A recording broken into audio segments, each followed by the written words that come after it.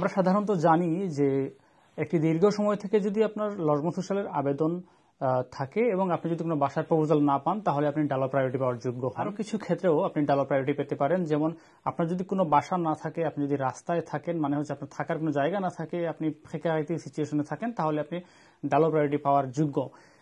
এরকম আরো কিছু ক্রাইটেরিয়া আছে যেগুলোর আওতায় আপনারা ডালো প্রায়োরিটি পাওয়ার যোগ্য হয়ে থাকেন এবং অনেকেই কিন্তু ডালো আবেদন করে থাকেন।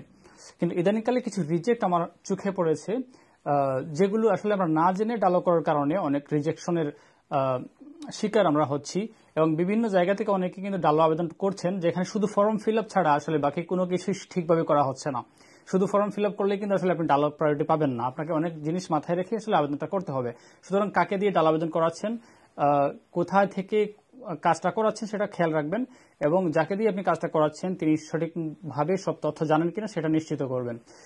ইদানিংকালে ডালোর যে রিজেকশনের যে কারণগুলো আমার চোখে পড়ছে এর মধ্যে একটি অন্যতম কারণ হচ্ছে আপনার ইনকাম সোর্স।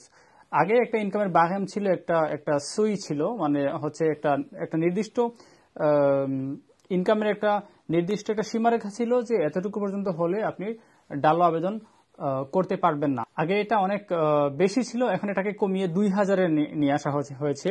যদি আপনার ইনকাম মাসিক নেট যদি 2000 বা তার বেশি হয় তাহলে আপনি ডালো প্রায়োরিটি পাওয়ার যোগ্য হিসেবে বিবেচিত হবেন না। তাছাড়া রিজেকশনের আরো একটি কারণ ইদানিং লক্ষ্য করা যাচ্ছে, যেটি আসলে অনেকেই হয়তো বুঝে উঠতে পারছেন না, যেটি হচ্ছে আপনি একটা দীর্ঘ সময় থেকে অথবা 6 মাস থেকে, যারা রিফিউজি অথবা যাদের বাসা নেই, যারা 6 মাস থেকে লজমা সোশ্যালের আবেদন করে রেখেছেন কিন্তু এখনো কোনো বাসার প্রপোজাল পাননি, তাহলে সরাসরি ডালো আবেদন যদি করে ফেলেন তাহলে আপনার রিজেকশনের শিকার হওয়ার সম্ভাবনা আছে। এই ক্ষেত্রে আপনি যেটা করতে পারেন সেটা হচ্ছে আপনাকে ডালো আবেদন করার আগে অবশ্যই 115-তে ফোন দিতে হবে। ফোন দিয়ে আপনার অবস্থা বর্ণনা করতে হবে এবং তারা যদি আপনাকে কোনো হোটেল দেয় সেখানে আপনি যেতে হবে।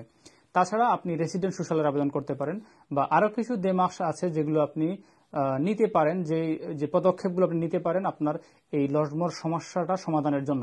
এইরকম দুই একটা চেষ্টা করার পরে যদি আপনার কোনো সমাধান আপনি না পান তাহলে যদি আপনি ডালো করেন সেক্ষেত্রে আপনার ডালো আবেদনটা অ্যাকসেপ্ট হবে। তাছাড়া যদি আপনি শুধুমাত্র লজমা সোশ্যালের আবেদন করে রাখলেন, নির্দিষ্ট সময় পরে আপনি ডালোতে সরাসরি করে ফেলেন, মাঝখানে কোনো চেষ্টাই করলেন না আপনি বাসা পাওয়ার জন্য, সেক্ষেত্রে আপনার ডালো আবেদনটা রিজেক্ট হতে পারে। সুতরাং এই বিষয়টা নজর রেখেই আমাদেরকে ডালো আবেদন করা উচিত।